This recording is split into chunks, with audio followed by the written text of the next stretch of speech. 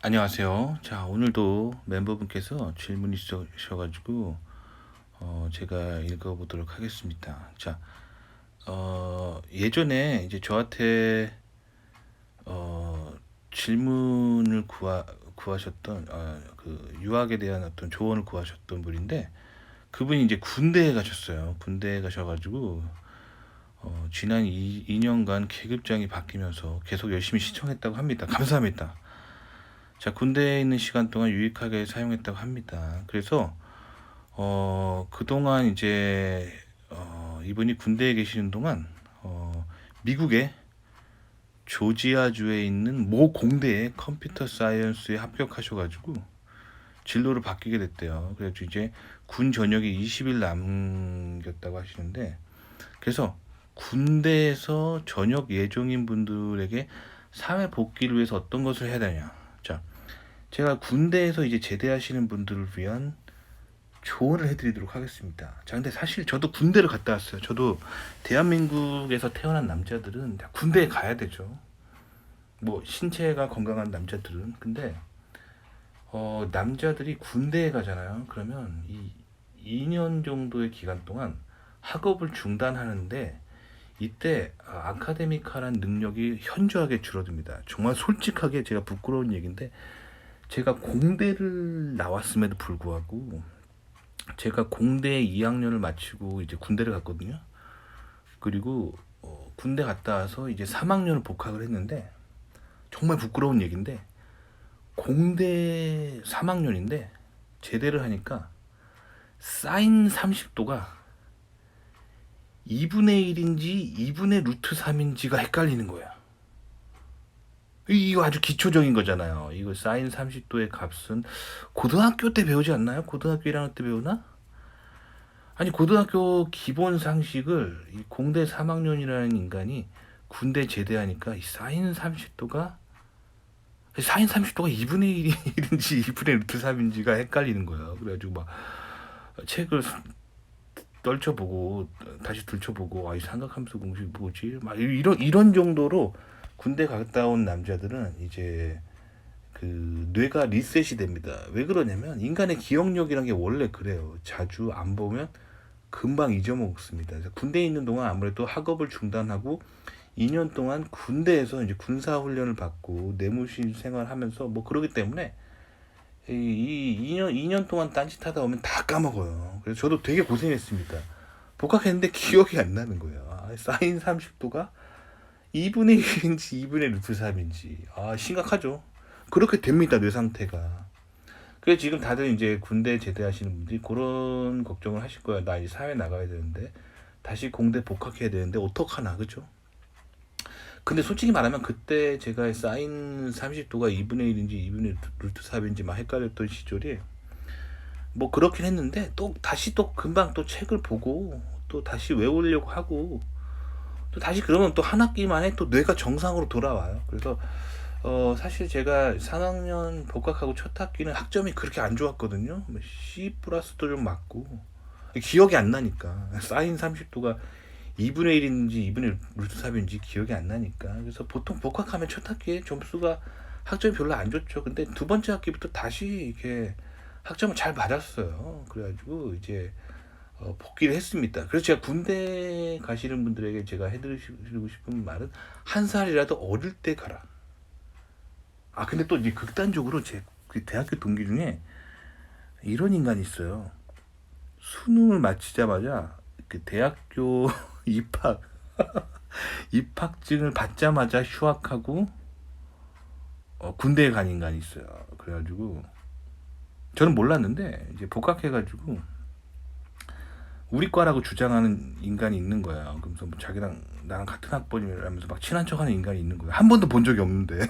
그래서 너 누구냐 그랬더니 아니, 이런 인간도 있더라고요. 수능을 보자마자, 대학교 등록증을 받자마자 군대에 가가지고. 아니, 이런 건 좀 너무 극단적이야 진짜. 아니, 수능을 좀 끝났으면, 고생했으면 좀 대학교에서 좀 놀면서 좀 널널하게 좀 대학교 1학년은 보내야 건강한 것 같아요. 그쵸?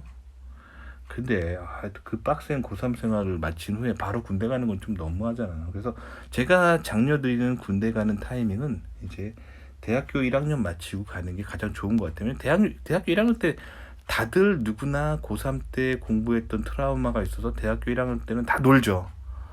다 놀아서 머리에 든 거 가장 없는 시간이 대학교 1학년 마친 시즌이라는 거죠. 이게 좀 놀아주고 1학년 마치고 군대 가시는 게 가장 좋아요. 아시겠죠? 근데 이제 3학년 마치거나 4학년 마치고 군대 가면은 이제 좀 안 좋다는 거죠. 저는 2학년 마치고 갔는데도 사인 30도랑 2분의 1인지 2분의 3인지 헷갈리는 시절을 겪었다는 거죠. 힘들었어요. 자, 근데 어쨌든 그렇다 하더라도 사실 공부는 금방 따라갑니다. 다시. 왜냐면 인간의 뇌라는 거는 다시 자꾸 봐주면 기억이 다 돌아와요. 뭐 치매에 걸리지 않는 한 다 돌아옵니다. 그러니까 뭘 공부해야 되는지 이런 걱정을 할 것이 아니라 이제 군대에서 제대한 사람들이 가장 조심해야 되는 건 뭐냐면 군대에서 배웠던 비진리의 습관, 비진리의 매너를 리셋하는 게 되게 중요해요.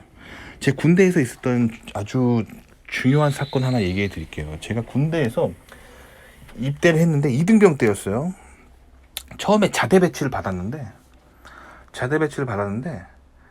제가 그때 2등병이었는데 부대에 상병님이 계셨는데 상병님이 잠깐 보일러실로 따라오라는 거예요. 보일러실로 따라오래요. 그래서 갔습니다. 그래서 1대1로 자기랑 면담을 좀 하자는 거예요. 면담을 했습니다. 그랬더니 굉장히 그 상병 특유의 그 굉장히 이게 권위적인 목소리로 저한테 그러더라고요. 이등병, 이제 자네가 우리 부대 지금 생각하니까 열받네. 그때 그 인간도 한 20대 뭐 초반 중반이었는데 뭐 한 50은 된 것 같은 목소리로 얘기하더라고요.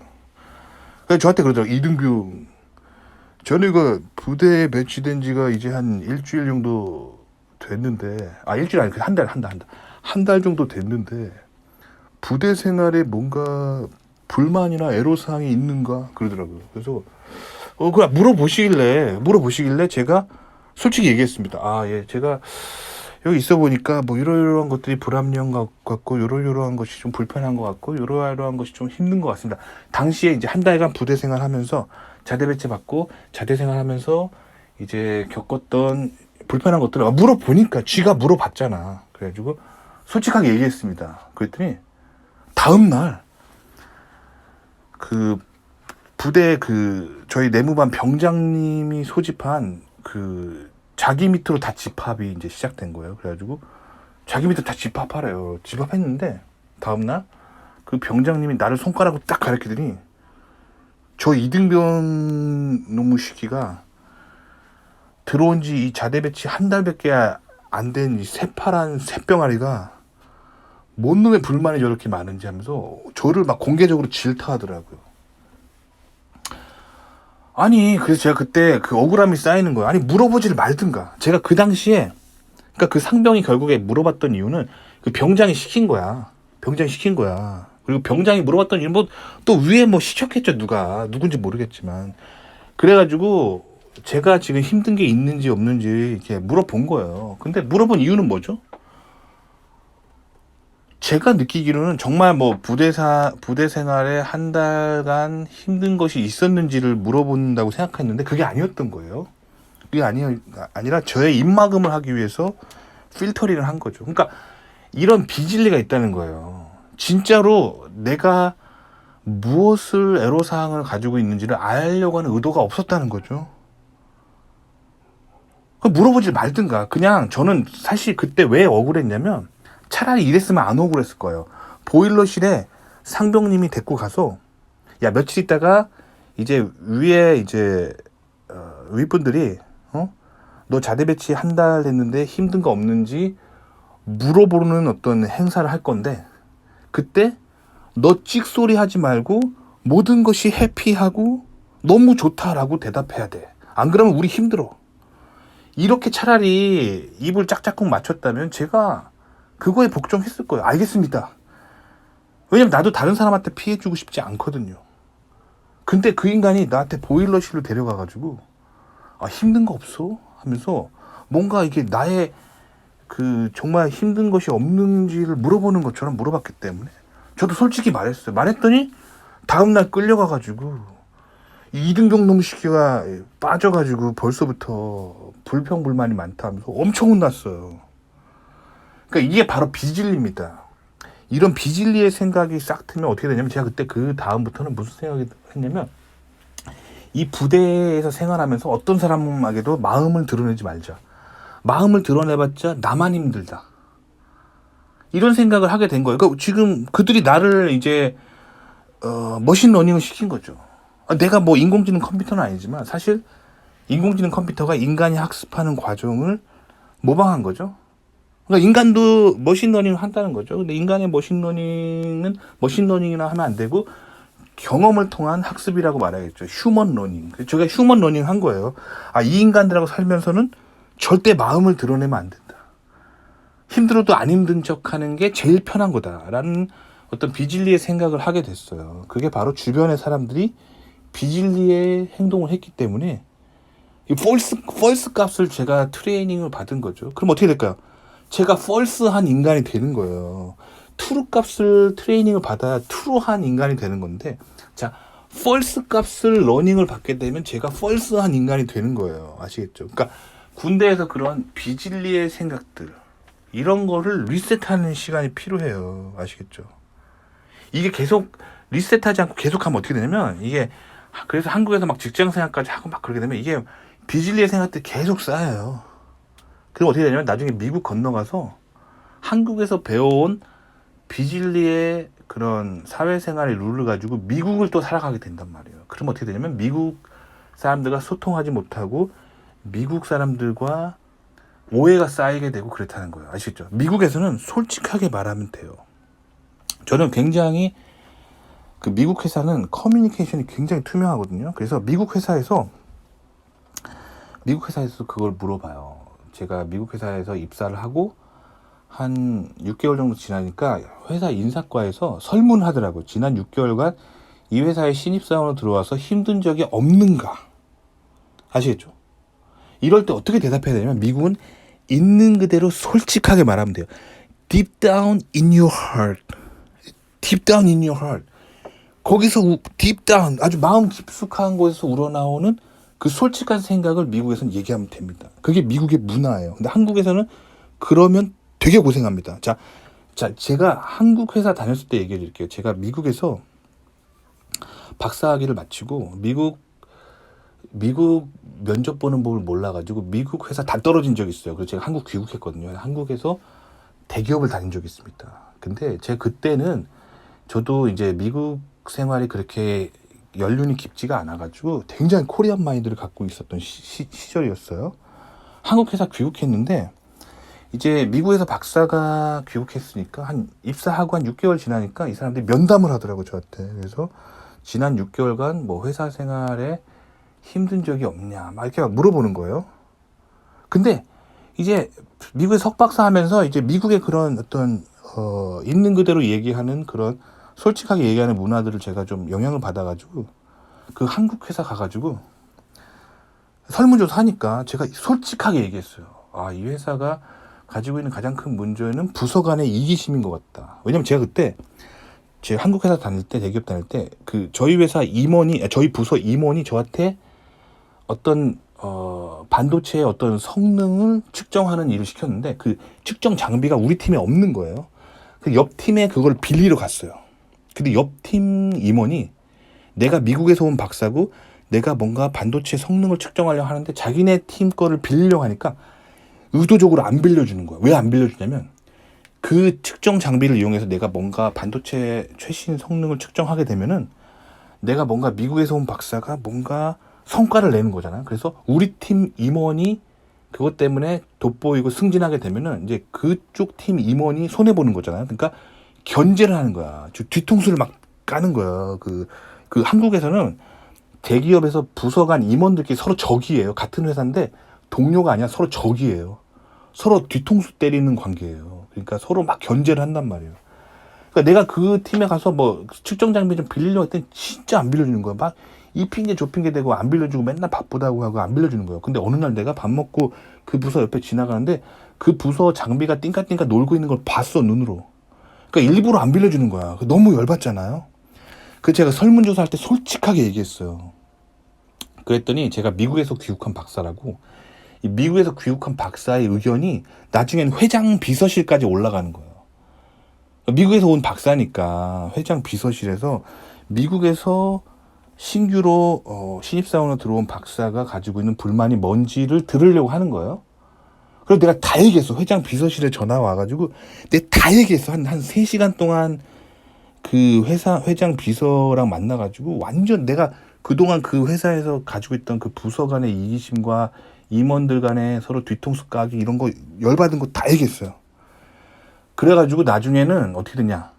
그 회장 비서실에서 압력을 가하는 거예요. 이 두 부서의 임원들끼리 서로 알력 다툼하지 않도록, 그리고 미국에서 귀국한 박사한테 좀 잘해주도록 막 이렇게 압력을 넣으니까 더 힘들어지는 거예요. 나중에는 어떤 일이 있었냐면, 제가 부서에서 책상에서 앉아서 일하고 있는데 부서장들이 제 뒤통수에다 대고 지나가면서 그러더라고요. 아, 뭐 이렇게 불만이 많아 하면서 계속 지나가면서, 아, 불만 진짜 많네. 계속 그렇게 지나가니까 제가 그 군대 있을 때 딱 그 사건이 생각나는 거예요. 군대랑 똑같잖아, 지금 한국 사회가. 그래서 아, 진짜 한국 사회 안 되겠다 싶은 거예요.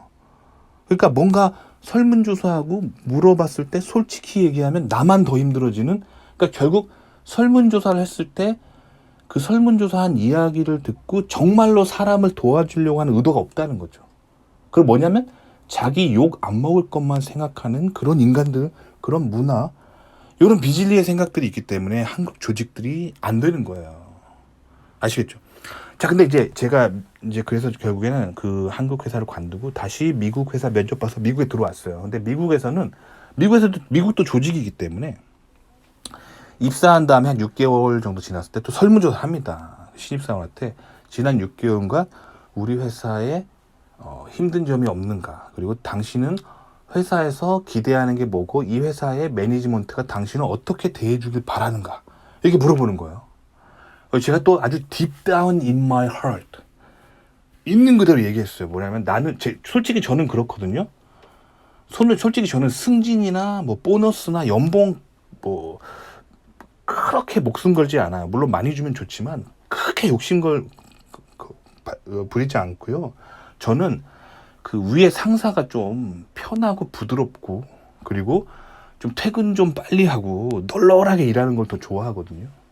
솔직하게 그 마음을 이야기했어요. 그러면 미국 회사에서 그렇게 말했다고 찍히지 않아요. 회사에서 제 설문조사 결과를 보고 정말로 부서에서 좀 일이 널널한 부서에 배치될 수 있도록, 널널하고 그러면서 퇴근도 좀 빨리 하고 그럴 수 있는 업무를 주는 거예요. 그리고 저의 매니저도 저를 좀 부드럽고 인격적으로 대해주려고 굉장히 노력하는 거예요. 그래서 제가 감동을 받았어요. 아, 미국의 조직은 정말로 설문조사를 하면은 그 사람의 입에서 튀어나오는 말, 이 주댕이에서 나오는 말 그 자체를 있는 그대로 보고 있는 그대로 해석하고 들리는 그대로 나를 대해준다는 거예요. 그러니까 미국에서는 자기가 솔직하게 말하는 게 되게 중요합니다. 이게 왜 그러냐면 이게 바로 미국의 근본 정신인 기독교 정신입니다. 기독교 정신. 있는 그대로, 말하는 그대로 해석하는 거예요. 아시겠죠? 근데 한국 사람들은 사람의 입에서 튀어나온 말 그대로를 있는 그대로 해석하지 않는 습관이 있어요. 예를 들어 볼게요. 제가 한국 회사 다닐 때 이런 적이 있습니다. 한국 회사를 다닐 때 제가 급한 일이 있어서 5시 땡치자마자 오후 5시 땡치자마자 집에 가야 되는 일이 있었어요. 가고 있는데 복도에서 부서장을 만나요. 그 부서장이 물어봐요. 자네 지금 집에 가나? 물어보면은 그 무슨 뜻이냐면 가로 열고 지금 이렇게 일찍 가면은 자네 자리가 곧 날아갈 줄 알아, 이런 뜻이에요. 그러니까 굉장히 오해한단 말이에요. 한국에는 커뮤니케이션이. 그래서 자네 지금 집에 가나? 이게 넌지시 말하는 것에 숨은 뜻이 있어요. 근데 봐봐요. 미국에서는 미국 직장이나 미국 대학원에서 님이 오후 5시에 칼퇴근하려고 하는데 복도에서 지도교수나 부서의 뭐 전무님이나 상무님 같은 임원을 만났어요. 그러면 미국 사람들도 물어봐요. 궁금하니까. Are you going home? 하면은 그냥 집에 가고 있는 그 사실 자체가 궁금해서 물어보는 거예요. 그러면 미국에서 어떻게 하면 되냐면 굉장히 밝고 해맑게 웃으면서 yes 하면서 see you tomorrow 하고 그냥 집에 가면 되는 거예요. 근데 한국에서는 그러면 안 됩니다. 한국에서는 한국 대학원의 지도교수나 한국 그 회사 임원을 5시 칼퇴근하는데 복도에서 만났는데 복도에서 자네 지금 집에 가나 하면은 본인이 집에 가고 있다 하더라도 다시 자리로 돌아와서 일하는 척을 해야 돼요. 안 그러면 책상 날아갑니다. 요렇게 한국 사람들은 주댕이에서 튀어나오는 말 그대로를 신뢰할 수 없는 부분들이 있어요. 이게 바로 비질리의 언어 습관이 있는데 이 군대에서 배워온 이런 것들을 리셋하는 게 되게 중요해요. 안 그러면 님이 마음이 꼬여버려요. 그러니까 무슨 말이냐면 자, 컴퓨터적으로 설명을 해줄게요. 컴퓨터 훌륭한 소프트웨어를 만들기 위해서는 반드시 기억해야 되는 게 있죠. 가비지 인, 가비지 아웃. 즉 무슨 말이냐면 잘못된 값을 집어넣은 컴퓨터는 잘못된 값을 출력을 합니다. 그렇기 때문에 컴퓨터를 훌륭한 퍼포먼스의 알고리즘 만들기 위해서는 제대로 된 트루 값을 집어넣어야지만 트루 값이 나와요. 인간도 똑같아요. 인간의 뇌도 일종의 컴퓨터입니다. 님이 솔직하고 정직한 값을 집어넣을 때 솔직하고 정직한 값이 나오는데 한국의 군대에서 님이 배운 비질리의 값을 님이 뇌에 집어넣게 되면 님의 머리는 님의 뇌는 망가진 컴퓨터가 되는 거예요. 그러니까 요거를 픽스하는 과정이 반드시 필요합니다. 그러니까 사인 30도가 2분의 1인지 2분의 루트 3인지 아는 거는 그렇게 중요하지 않아요. 책 몇 번 떨쳐보면 되기 때문에 중요하지 않습니다. 중요한 건 뭐냐면 군대에서 배운 한국의 군대나 뭐 한국의 전통 회사, 토종 기업 같은 데서 배워온 잘못된 비질리의 습관을 미국 넘어가기 전에 반드시 고치셔야 돼. 이게 제일 중요한 거예요. 아시겠죠? 도움이 되셨기 바랍니다.